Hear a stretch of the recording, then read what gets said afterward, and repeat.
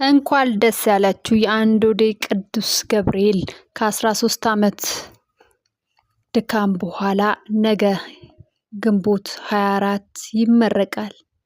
ለተዋሕዶ ልጆች እንኳን አደረሳችሁ፣ እንኳን ደስ ያላችሁ። በቦታው ተገኝታችሁ የበረከቱ ተካፋይ እንድትሆኑ ቅድስት ቤተክርስቲያን ጥሪያውን ታስተላልፋለች።